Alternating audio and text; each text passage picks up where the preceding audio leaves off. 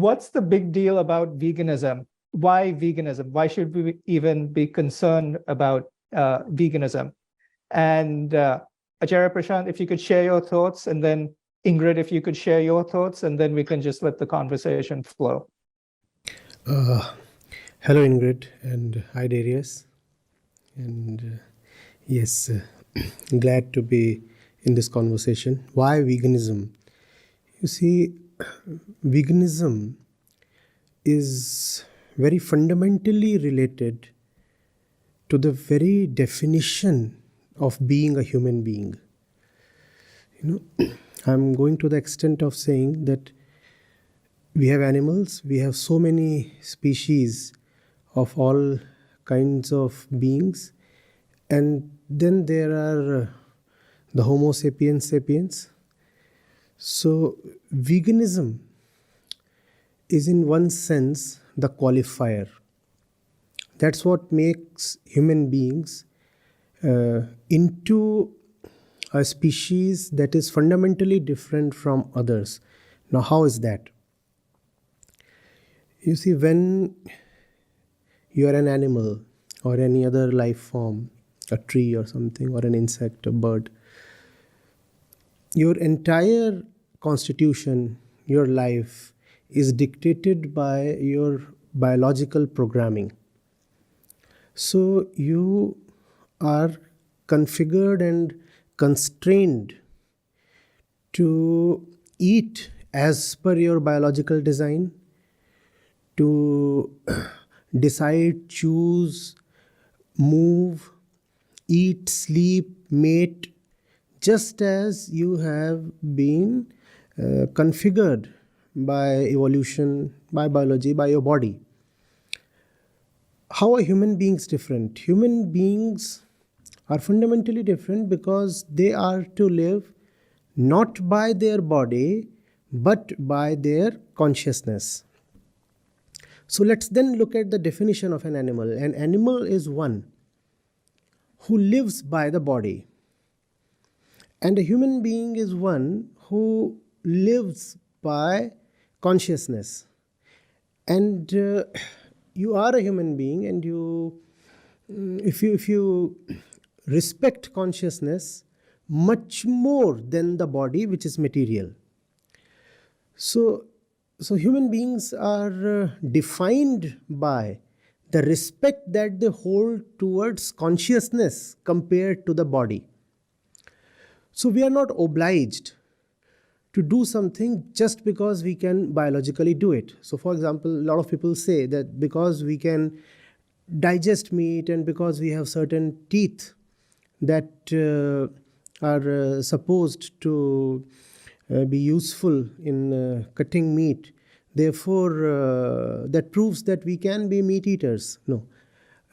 Our life, our choices are to be determined by our consciousness. We respect consciousness.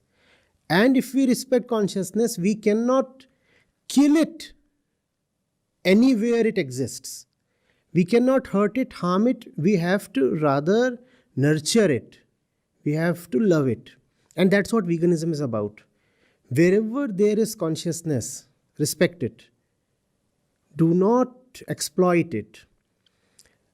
There is consciousness in the bird, in the fish, in the animal, in the tree, obviously in the human beings. Respect that consciousness. When you are slaughtering an animal for food or medicine or leather or whatever, or fun, or just even exploiting it or hurting it, then you are valuing body over consciousness. And if you value body more than consciousness, then you are not a human being at all. Therefore, veganism to me is very central to the very definition of a human being. I'll go so far as to say, if you're not a vegan, you don't qualify to be called a human being. And that's not a dogma. I'm coming from a very logical, well thought out position. So that's what veganism is to me. Essential humanity. I agree with so much of what you've said, and I wanted to also thank you for all the work that your foundation has done, because one of the things about veganism to me is that it's against all violence, it's against all exploitation, it's against all harming and prejudice and all these bad things that human beings seem to fall into. And so you have done wonderful things that have affected many different species, including human women. So thank you for all that. I do believe there is a principle that should be followed, and that is that we don't want to be discriminating and exploiting and harming and hurting anyone. It doesn't really matter what color they are, what age they are, what gender they are, what species they are. If they're a living being, then we can either bully them, hurt them, kill them, or respect them and be considerate of them.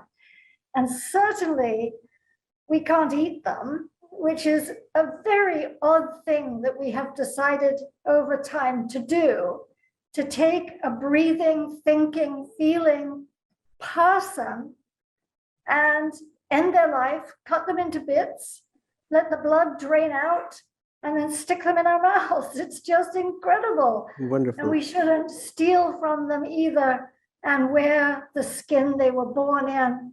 We shouldn't use them as if they are tools in laboratories to pour chemicals down their throats. And we certainly shouldn't take them away from their natural lives and chain them up and use them in circuses and temples and who knows what, just because we feel like it. That is supremacism. And I think you and I, all of us who are vegans, are against supremacism. Wonderful. Very well said. And there's a very interesting word you used, person. What constitutes a person is something that we must take to the population in general. What is the definition of a person? Because in general, we define a person as a human being. If you are a human male, a human female, you qualify to be called a person. But if I call a parrot a person, that would sound weird to a few, cute to a few others, but normal to very few. So a person, if we could see that a person is defined not by his or her body or the species, but by the mere presence of consciousness. Consciousness, the moment it becomes the qualifying criteria, our decisions immediately change. But for that, first of all, we need to have a certain love and respect for consciousness, and that's the reason this little foundation here. Obviously, PETA has done great, remarkable, path-breaking work, and it's several decades old, and I truly, deeply appreciate what PETA has been doing since a long time now, worldwide, also in India. Our foundation is comparatively a nascent one, and it's the consciousness route that we are taking. So that's the reason why when we work for animals, we find we are working for all beings that exist, because they all are conscious. And we find that if we really have to work for animals, then honesty demands that we work for all exploited sections that exist on the planet, be it those who are racially oppressed, or women, or people who are misled in whichever way, and that brings a kind of integrity to our work, a central axis. If you are conscious, then you deserve my respect, because my own welfare lies in me being able to respect consciousness. Why do I suffer? Why does any human being suffer? because we forget that we are just not the body. The body has its own games, its own agendas. I have my purposes that are separate from the purposes of the body. For example, the body might want to sleep. I might not necessarily agree. The body might want to eat or jump around, or the body in a certain stage of life might demand procreation. And I do not extend my consent to all that. I am not the body, so I'm not obliged to always concur with the body. The moment I see I am consciousness, something very magical happens. Wherever consciousness is seen, it becomes an expression of who I am. How can I kill myself then? I look at the rabbit, and in the rabbit's eyes, there's nothing different from what is there in my eyes. All right, the shine might be different, the form might be different, but the essential characteristic is the same. I do not want to die. The consciousness here says, well, there is more to explore, more to achieve. Probably there is something called liberation that is still left. So there is a certain hunger in my eyes. I see a certain hunger in the rabbit's eyes as well. Well, the rabbit might not be demanding liberation. It might just be asking for a carrot. But there is that desire there. So in killing the rabbit, I'm killing a part of myself, something very similar to myself. I could even say I'm killing myself when I kill anybody. If I hurt someone, I'm hurting myself. That's the route and the position that we are taking. And to our surprise, it's been cutting ice. In a short period of time, there have been people, really tough nuts, and chronic meat eaters for whatever reasons. And they have just been able to come around and do things. But equally, the state of treatment towards animals in India has been deteriorating. India has traditionally been home to the largest number of vegetarians in the world, but now only around 30%, less than 30% of the population is vegetarian. So violence towards animals is on the rise, and insensitivity is rife, especially among the younger people. We're trying to fight it out. Let's see. I think part of it, though, isn't it, is that there is this desire among many young people to emulate what they believe is the Western world. Yes. Whether it's blue jeans or it's music or movies, and that can have a very bad influence. And so I remember going to a wedding in Maryland in the US, and there was an Indian couple, maybe about 40 years old there. And we sat at the same table, and we hadn't gone to the buffet yet. And I said, "Oh, are you vegetarian?" And both of them said, "No, we're not vegetarian." And you think, "I know you are." I said, "Well, we are," meaning my partner and I. We're vegetarian. I thought you might be. And she said, "Well, we usually are." And I thought, you were trying to adjust, thinking that I might find something wrong with you being vegetarian. That's a very sad state of affairs.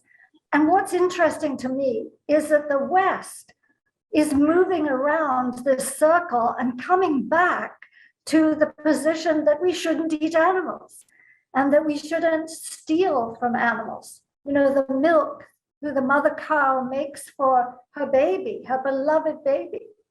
When you talk about consciousness, I always think of the look in those eyes of that mother who is watching her baby being taken away. So some human animal can steal the milk and put it as ghee or butter or cheese or whatever it is. In the West, there is a growing awareness, and maybe some of this is for animals out of concern, and some of it is because of all the devastating information we have been bombarded with about the ill effects of animal milk, eggs, meat on human health. So a selfish reason comes in there. And also because people know they should, be caring about the environment, even if they don't really care, they know they should care, and they are hearing that animal-based agriculture worldwide is taking our water resources, taking our land resources, cutting down the rainforest. So the consciousness is really in all these different ways, isn't it, of intellectual, of thought, and of awareness and of information. On the animal side, I think we can see they're all conscious. You can just look into those eyes and see fear in the slaughterhouse, terrible fear, wide eyes, petrified. But most of the time, they don't get choices. The rabbit can't have the carrot. The mother cow can't have her baby because they're dominated by the human species that doesn't think beyond what it wants itself. And I think your work in saying, look at yourself. You are more than your interests, your pleasures. You are a thoughtful, conscious being. Act like one is very, very important. Yes. And also, what is happening is, in the Indian context especially, cultural reasons succeeded in keeping a vast majority of Indians vegetarian, if not vegan, since centuries. Compared to other parts of the world, cruelty towards animals or other life forms in India was lesser. Lesser to what extent we might speculate, but certainly India was kinder towards life forms still recently. The only problem is the reasons were just cultural. And culture is man-made, so culture can change. Culture is time-bound, culture changes. So as you pointed out, the Indian youth, the Asian youth, in fact youth all over the world, they look at the West as their idol. And they want to emulate the Western culture because the image of the West is that of a successful and wealthy and powerful man. And who does not want to go after success and wealth and power? So that's what Indians have also been doing. They look at the West and say, wow, that's where you have real power and money. So they emulate the culture also, and that's where the cultural reasons meet their limits. If you are being vegan or vegetarian just because that's what goes in your family, in your tradition, or in your religion, then that won't take you very far. Cultures will change. Some other culture will come and eclipse your current culture. Then higher than the cultural reason is the biological reason, because this comes from within the organism. This does not come from the family, from tradition, from someone else, from the society. So, for example, when I look at a stray dog, and there is a feeling of empathy that arises. Without even knowing why I am empathetic, I want to do something for the dog. It's cold these days. So we want to take care of a few puppies that live close to our place. And we want to take care of them. We do not necessarily know the origins of that feeling, but still we want to do something. And that I take as higher than the cultural reason because the feeling is mine to a greater extent. The culture is not really mine. The culture is a borrowed thing or an inherited thing.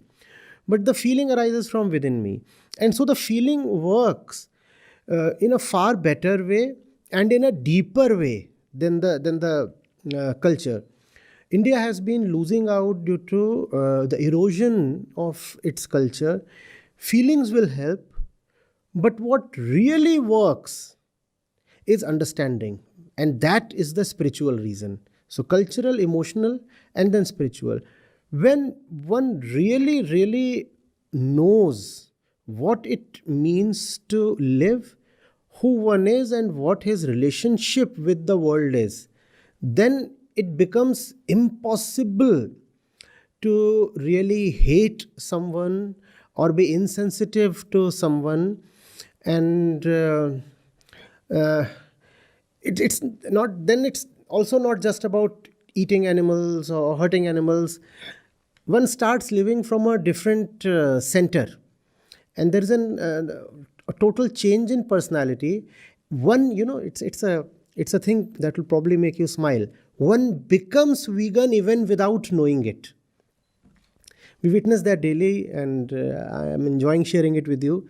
There are so many people in our vicinity, in the field of our work, they have become vegan. They don't even know that they are vegans. And that I take as a very innocent and beautiful example of real veganism. Veganism arising from the heart. Veganism not as a concept borrowed from somewhere, but as a living thing that has just sprouted from your very center. You have come to realize what the curd is made of and where it comes from. You have just seen those things, and now you just can't do it. It's impossible. Even if you want to, you can't do it. I have seen instances. We had a long period of lockdown here at the time of COVID-19, 2020, a few months in 21 as well. So there were patches in which even medicines were not available. So we had a couple of cases in the foundation. Their B12 levels went down. And that happens. Once every few months it happens that you get yourself checked and find that B12 is borderline. So we just take organic supplements and they are very easily available, and you take the supplement for a month and you are okay. Because of the lockdown, even the supplements are not available. It didn't even occur to people to consume dairy or anything because the supplements are not available. They didn't declare it, but that's what they were de facto saying. We would rather die than hurt someone. They didn't make it dramatic and announce it in so many words. It remained subtle. But if you look at it, that's what they were practically saying. Let the B12 levels dip if they have to. We would prefer to go, but we just cannot bear hurting someone anymore. That's the magic of spiritual veganism. And I think the world will have to come around to that. You talked of environmental influences, you talked of climate change. All these things, to me, they go together. Climate action, protection of species going extinct, antinatalism, minimalism, veganism, these go together. And if the planet is to be saved, there is no option except the bundle of these five. And at the center of these five, to me, lies spirituality, and that's the route we are taking. Success has been mixed. It's just that the reach has to greatly increase. We have been pretty successful in the territory we have been able to cover. The problem is that we have not been able to cover a huge territory. First of all, we are limited to India. Secondly, even in India, because we are relatively nascent, so our reach is still limited compared to the work that needs to be done. I think we are per month we are reaching out to no less than 40 to 50 million people, but much more needs to be done. Otherwise, the very existence of the planet, I do not see how far we are going. I think everything we do is vital, and you never know what's going to work. Yeah. Because everybody is affected in a different way. Some people care about one thing, some people don't care about that, but they care about something else. So our approach is a scattershot approach. We'll try humor, we'll try seriousness, we'll try shock. And by shock, I mean we show reality. It's not that we invent this, as we show the photographs and the videos of what actually happens, and that is a shock. I think one of the US presidents once said, people are attacking me for what I say. He said, all I do is I tell the truth. And that is, people are so shocked by it that they attack me. But I think we have to be vigorous. We have to never be timid, never hold back, and never think that changing ourselves is enough. And I think that's what the foundation is so good at, because you say it's not about me, it's not about my family, it's not about, it's about everybody. Most of us, and I speak for myself, no matter how vegan we are, we've done so many things from the time we were born that hurt animals and hurt others. That's true. That we can never make up for it. I can think back to many things that I'm ashamed of now and had no idea at the time. When I was in India, I always said to my mother, I want to ride the Tonga. I never wanted to take my bicycle. I wanted to have the horse because I loved horses, and didn't realize how I was putting that poor animal through this strain for my amusement. I think we all have this baggage. And so it's not enough for us to stop eating and wearing and using animals. We have an obligation to undo some of the bad that we've done. Yes. And to go out and share what we have learned with other people.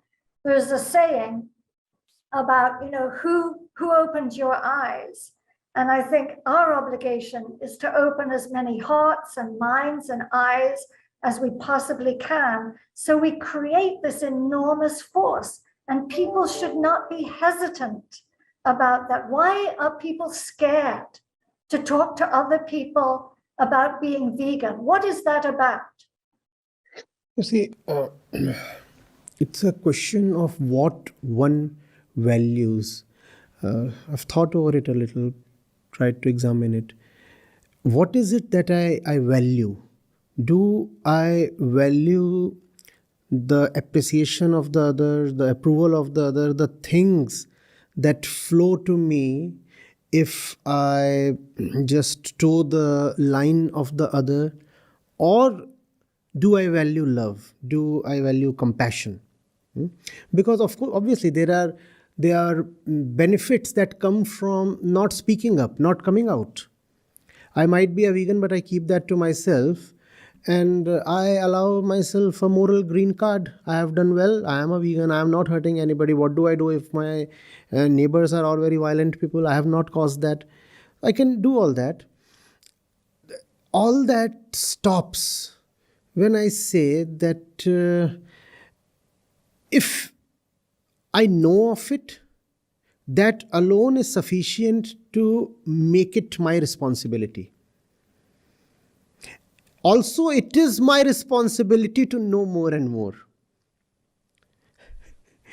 It's my responsibility to know more and more of what's going on outside and inside.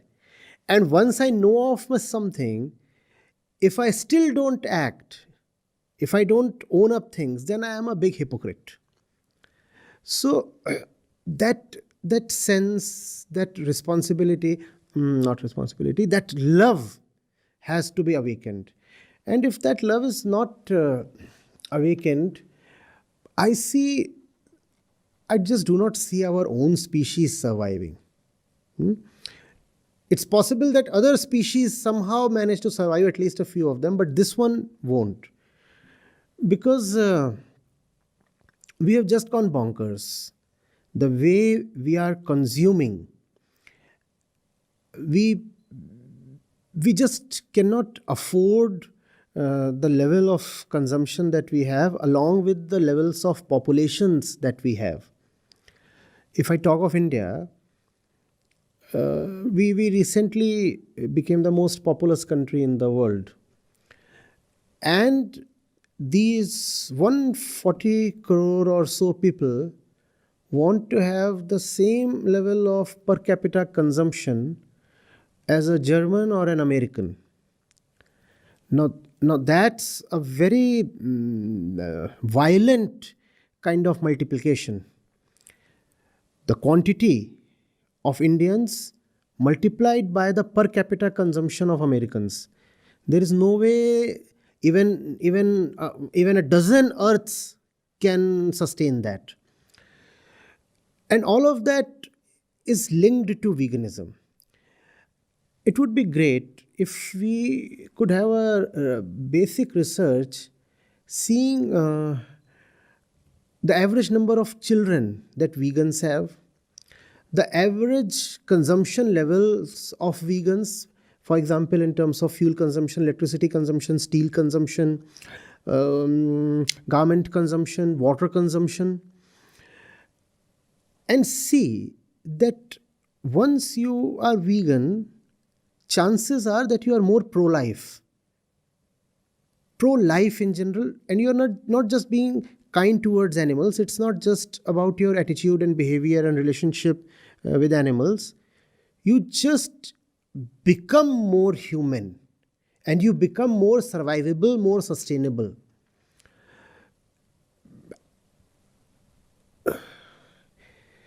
I could go on and say we could talk of terrorism, we could talk of sectarianism, totalitarianism, all kinds of bad things and isms that are plaguing us today, and figure out a relationship how the solution has a synonym called veganism. If I say veganism is the solution to terrorism, that will sound absurd, obviously. But whatsoever is the solution to terrorism, veganism is its synonym. So these have to go together. If you are with the planet, if you are with everybody who is on this planet, if you are with basic sense, basic sensibility, with consciousness, you have to be a vegan. And you cannot be a vegan and say, I have 4 kids. Every new kid that takes birth today is definitely going to cause great loss to a large number of species. The earth just cannot afford more people. So, veganism has to go hand in hand with antinatalism. You cannot be a vegan couple and say we want to have lots of kids. That's like indirectly killing so many animals. And several other choices as well. You cannot be a vegan, for example, and be full of hatred towards human beings. Because sooner than later, if you are hateful, that hatred will spill over to animals and birds and fish as well. It would already be there, and just that you don't know. I consume a lot of steel, for example. I want a mansion for myself. And we all know where steel comes from. We all know the relationship of steel with flowing water bodies. You cannot be a vegan and still be a huge fan of palaces and mansions and brick and mortar and say, I want the biggest house possible on this planet. That's not veganism. So veganism in that sense, probably the time has come to give it a broader definition with a more clearly defined center, and that might just help more people to relate with it and understand what's going on. Otherwise, still, at least that's the scene in India, people think of veganism as something to do with food. If you don't eat something, you are vegan. Vegans are those who exclude certain food items from their diet. Now, that's such a restrictive definition of veganism. Even as you would say, dyed in the wool vegans, they would talk of veganism as diet and clothes. And maybe attitude towards animals. Okay, I find a stray dog limping, I give it some medical care, so I am a vegan. Now, that to me, that's a bit narrow. I'm sure you too have been thinking about it and would throw some light on it. But to me, that's very restrictive, and also that limits its appeal. And also that's what makes people less empowered. You talked of hesitation that people feel in coming out, the vigor that they lack. Probably this is why. If I can see that my friend over here, if he is not vegan, he cannot be a proper human being, then I'll be impelled to do something about it if I have any kind of relationship with him. But if I say, he is already a nice man, just that he eats meat, just that he loves his coffee, milk coffee, but otherwise he's a great man, then I don't know how I'll be incentivized to again and again question him, poke him, probe him. I will feel no incentive. I need to be told that if he is not vegan, there is something very essential missing in his humanness. Something very essential. And if it's essential, then he is not even human. If the very essence is missing, how are you even human then? Now, that's what will really rankle me up and push me towards constructive or disruptive, whatever kind of action. And a lot of times, even disruptive action is needed. The videos that PETA makes, we have made good use of them.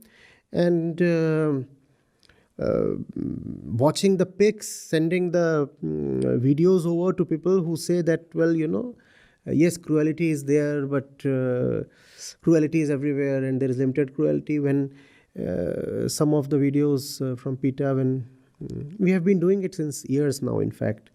I came across some of the activism that you have personally undertaken and those pics, and yes, as you said, they are disruptive and people need to be shocked, and that's what makes them think. Otherwise, we are just too well adjusted in our existing ways. We feel all is okay. That misplaced confidence is killing the animals and also our species. But what you said so many things that I would riff off because I can't help but agree with them. And I think most interesting to me is that while India is perhaps departing from this wonderful concept of ahimsa, I mean, there can be nothing better. A true vegan means ahimsa in its proper meaning, because as you say, it's not just about this dog or this food or this jacket, or it's about an understanding of nonviolence. It's an understanding of respect. It's an understanding of consideration. It's about love, if you will.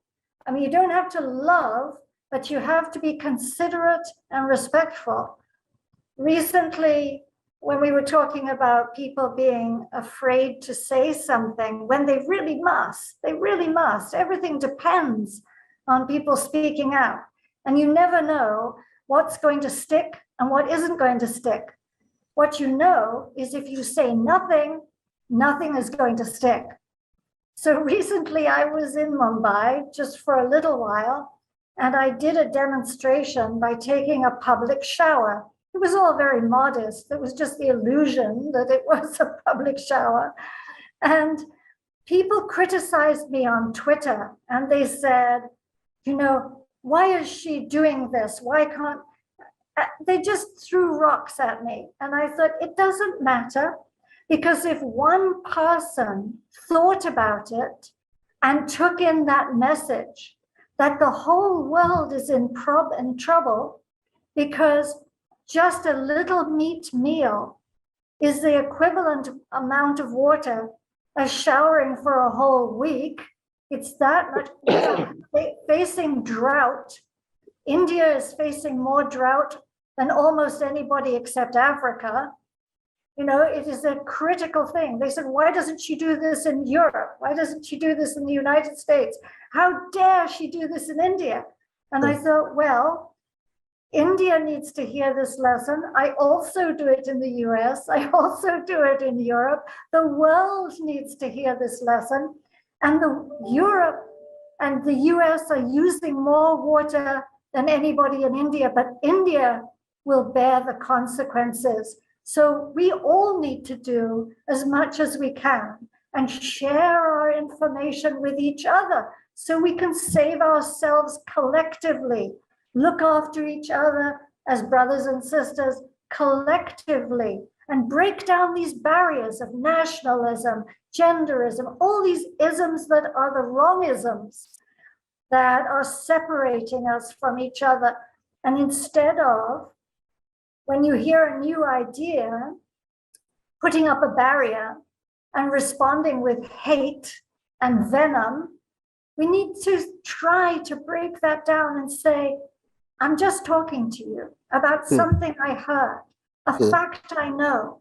I didn't always know this. I'm grateful that someone showed me these things and I am sharing them with you. So together, independently if you like, we can change the world into being a kinder place. As someone once said, a famous person whose name I can never get right, said there are three things in life that are important. The first is to be kind. The second is to be kind. And the third is to be kind. And if you are kind, that's really all you ever need to do to get through life as a decent person. I honestly believe that. Perhaps you do too. No, I'm first of all not just glad but actually grateful that you did that in India, in Bombay. India needs disruptive activism of the kind you espouse, and I really wish that you and PETA do much more of that, irrespective of the criticism or even hate that comes your way. I'm sure all of us are strong enough to take that for the sake of several little beings and big beings and human beings. So I'm sure we'll happily take that. And yes, things are going downhill in India. Hate and intolerance and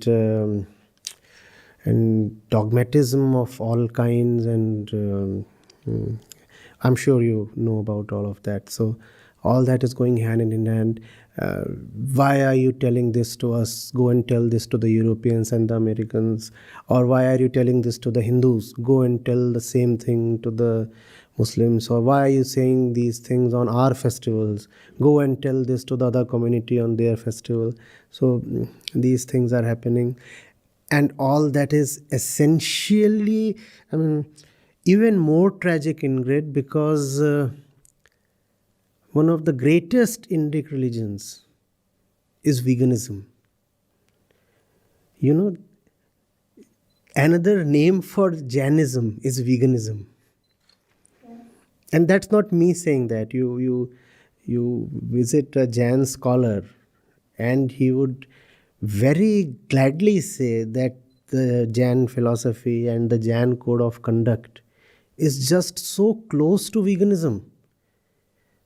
And Jainism, it is so old that just as a thought, as a stream of thought, it is believed to be older than even Hinduism. And Hinduism in itself is a very, very old religion. So India is that kind of land where spirituality meant ahimsa.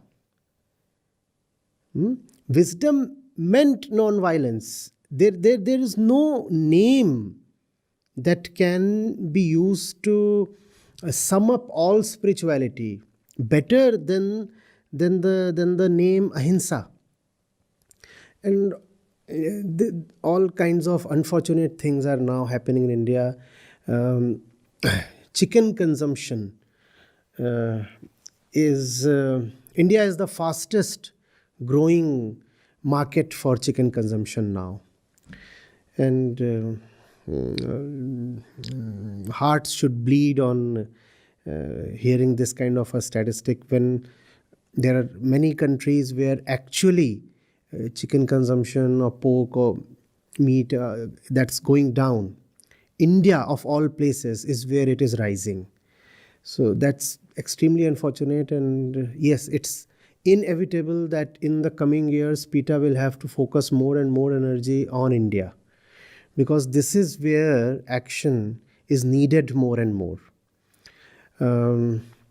You very rightly put that the West is coming a full circle now, 360 degree. They are coming to realize that plant-based diets are superior when it comes to health, that vegan lifestyle is far better when it comes to mental health. They are seeing all those things, but India is going in some other direction. So a lot of things need to be done here. Now this was the tragic part of the thing. The encouraging part of the thing is India already has a fertile soil when it comes to non-violence. Even the most violent person here at least conceptually knows that he is doing a wrong thing and that he is a sinner. Even if you kill an ant, you have done something you shouldn't have done. That Indians instinctively know. It's in the air. It's in the soil. We know that. Just that we know that as a concept. We know that as a thing of culture. We don't understand where it is coming from. So when I said that 5 things go together, and I don't know, 4 or 5, antinatalism, minimalism, veganism, this, another thing that can be very importantly added to this is revival of true religiosity. Now, I don't know how that would sound to you, but that should not sound very weird when you consider that I said that Jainism is de facto veganism. And the ahimsa core of Jainism is something it shares with Hinduism and Buddhism. So, if the true essence of religiosity can be invoked, that would go a long distance towards making veganism easier. And when I say religion, I obviously do not mean the organized kind of religion in which the church, the temples, the priests, they become dominant and codes of conduct are enforced. Of course, I hope I'm not invoking the Taliban in your mind. I'm not talking of that kind of religiosity. I'm talking of, what should I say, essential spirituality.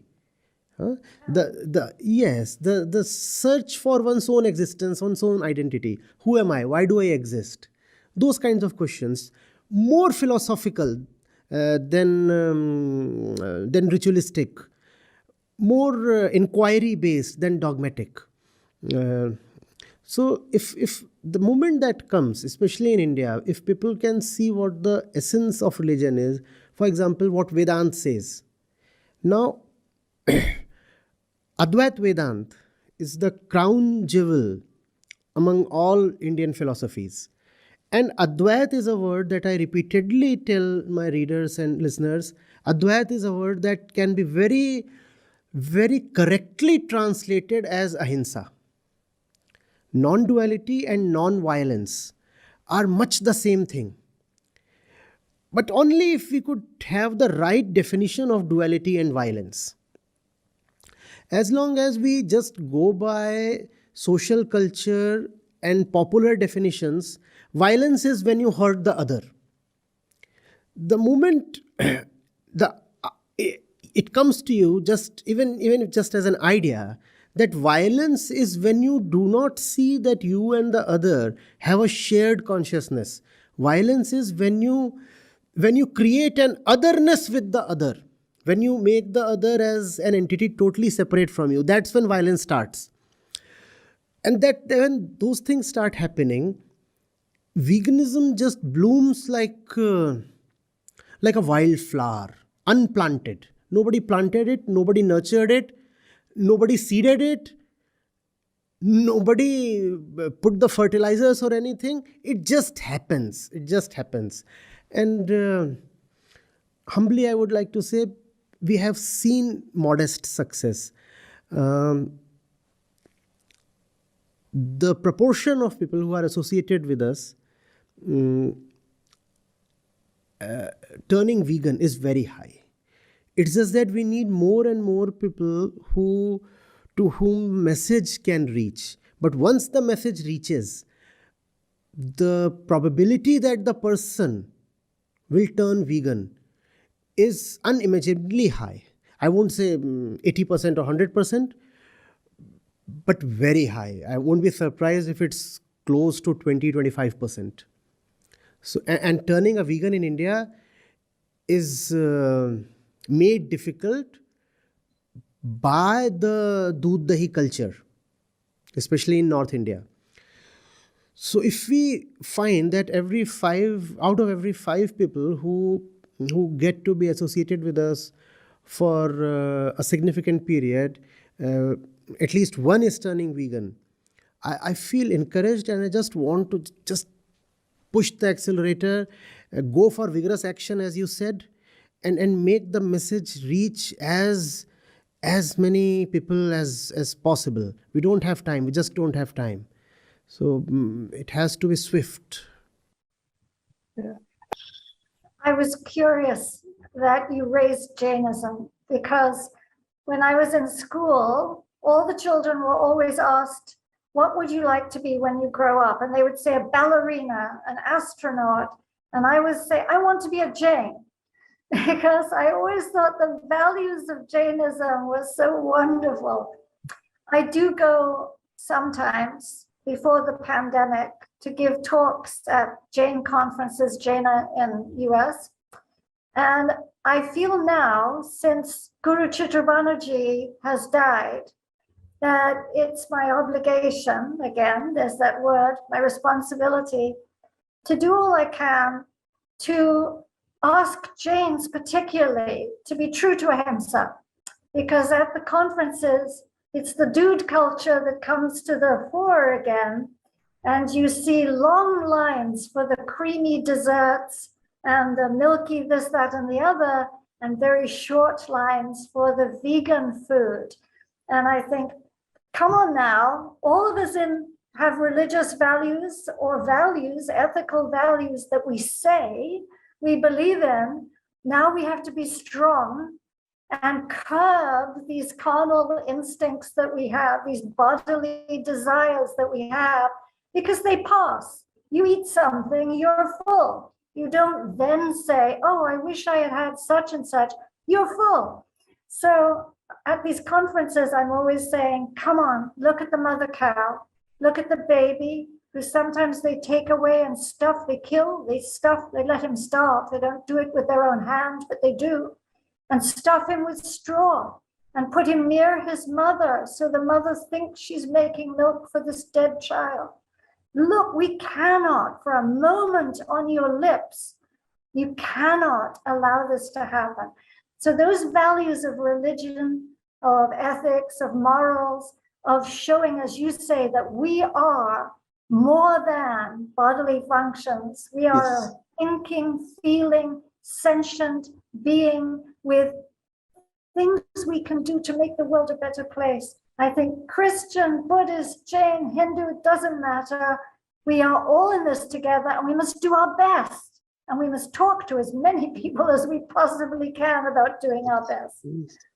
Especially in India, if you can have a dialogue with Jain scholars, serious Vedantis, and Buddhist leaders, I'm so sure that they'll easily lend their support. And veganism actually is at the forefront of ethics. It is at the forefront of ethics. And the problem that veganism is tackling is essentially a philosophical problem, even a religious problem. What is man's relationship with the universe, with the sentient universe? What is a human being's relationship with the sentient universe? It's a question, it's a very important question in philosophy that veganism is very successfully answering. So if we engage with streams that have a philosophical base, like Vedanta, like Buddhism, like Jainism, surely the scholars would be willing to come on board and help raise awareness. And once, at least in India, the population sees that there is a moral edge to being a vegan. Moral edge approved by religion. So religious morality. So there is a moral edge to being a vegan. More and more people would want to join in, and yes, a lot needs to be done, and let's see. At least this particular conversation would go to obviously from the PETA side to the PETA channels and to our channel, and there, if I estimate, 1 in every 3, 4 or 5 videos deals directly with veganism. And the remaining 2, 3, 4 videos out of 5 where I'm not directly talking of veganism, then there are indirect oblique references. I would, for example, if I have to give an example of cruelty, I would be given the example of a cow, or the same kind of example that you just gave. You know, the cow and the calf and the stuffed body and the milk making machine she's turned into, and enforced insemination and all those things. So doing our bit, and let's see how it turns out. The religious angle, just one last bit from my side, because it just occurred to me, I thought I would add it. The religious angle is all the more important when you have an uphill climb like this one. So in the Bhagavad Gita, Sri Krishna, his central philosophy is Nishkam Karma. Do the right thing and don't think of the consequences. So 2 things. 1, do only the right thing. To the best of your ability, find out what is selflessly right. So figure it out and then plunge yourself into it. And then don't be too bothered about the consequences. So when you have taken up a mission like veganism, like PETA, I think the philosophy of Krishna becomes really indispensable. Absolutely. Thank you so much. Thank you. Thank you so much, Ingrid. My pleasure. Thank you both for this very wonderful session. I think it could have gone on for a lot longer, and I think there are lots of avenues where we could regroup and have the discussion again. I heard the Jaina conference, I heard Vedanta, I heard disruption, lots of good things. So let's keep this going, and thank you both for being such powerful champions and fighters, not only for veganism, but as we've found out, veganism is the underpinning for just being a decent, compassionate human being. Thank you both. Thank you. Thank you.